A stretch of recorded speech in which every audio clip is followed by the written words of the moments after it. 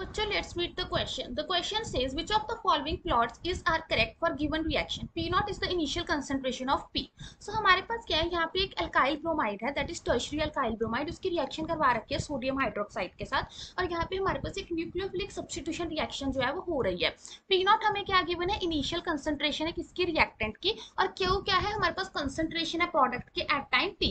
हमें बताना है कि जो हमारे पास ग्राफ गिवन है उनमें से कितने ग्राफ है जो करेक्ट है. ठीक है, तो इसके लिए सबसे पहले हम देख लेते हैं हमारे पास किस की कंसेप्ट की रिक्वायरमेंट है.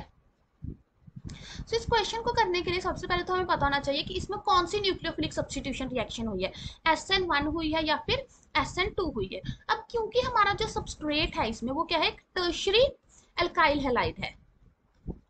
ठीक है, तो टर्शियरी अल्काइल हैलाइड में हमारे पास कौन सी रिएक्शन प्रेफर होती है, वो होती है SN1 रिएक्शन. क्यों ऐसा क्यों होता है, क्योंकि हमारे पास SN1 रिएक्शन में क्या होता है, जो फर्स्ट स्टेप होता है वो होती है फॉर्मेशन ऑफ कार्बोकेटाइन, और इस केस में जो हमारा रेट है वो डिपेंड करता है किस पे, कंसंट्रेशन ऑफ अल्काइल हैलाइड पे. सो इस केस में हमारे पास टर्शियरी अल्काइल हैलाइड क्या होगा, टर्शियरी कार्बोकेटाइन ज्यादा स्टेबल होएगा. सो अगर वो कार्बोकेटाइन स्टेबल है तो उस केस में रेट क्या होगा, ज्यादा होगा. सो इस रिएक्शन में हमारे पास रिएक्शन प्रोसीड करेगी थ्रू SN1 रिएक्शन. अब SN1 रिएक्शन का रेट किस पे डिपेंड कर रहा है, ओनली अल्काइल हैलाइड पे. सो हम कह सकते हैं ये कौन सा काइनेटिक फॉलो कर रही है, फर्स्ट ऑर्डर काइनेटिक.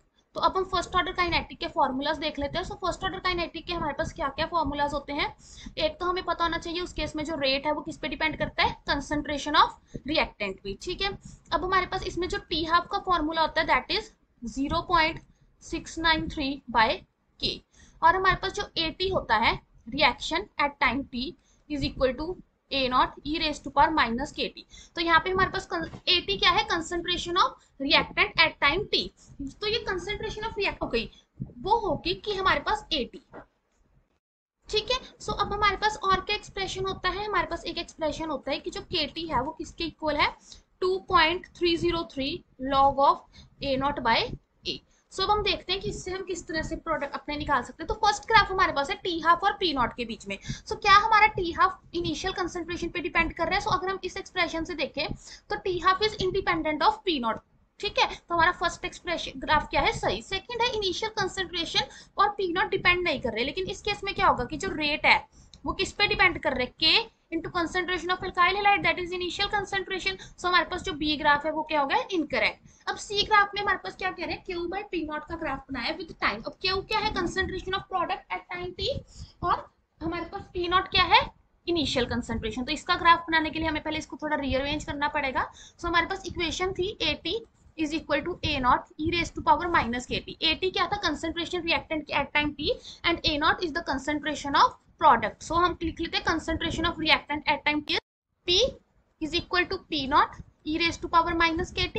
हम इसको इस तरह से लिख सकते हैं P by P not is equal to e raise to power minus KT. दोनों साइड 1 में से इस वैल्यू को सब्ट्रैक्ट कर देंगे, 1 minus e raise to power minus KT. तो ये आ गया P not minus P by P not equal to 1 minus e raise to power minus KT. So P not minus P क्या है, कंसंट्रेशन ऑफ प्रोडक्ट, वो हमारे पास कितनी है, Q by P not equal to 1 minus e raise to power minus KT. So अगर हम Q by P not और T किसके बीच में हमारे पास ग्राफ गिवन है, टाइम के बीच में ग्राफ बनाएंगे. So the graph will look like this.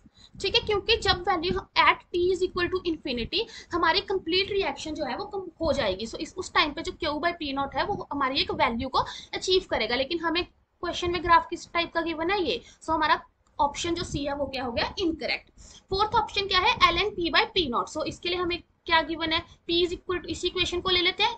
ठीक है, सो अगर हम इसको इस तरह से लिखेंगे P by P not is equal to e raise to power minus KT, दोनों साइड ln लेंगे. So ln P by P not equal to ln E minus 1, so minus KT. So इसमें ln P by P not और T में कैसा graph आएगा, straight line graph आएगा with negative slope. But हमारे पास question में क्या गिवन है, slope positive, hence option D is also incorrect. सो हमारे पास कौन सा ग्राफ इसमें से करेक्ट होता है, ओनली ऑप्शन ए.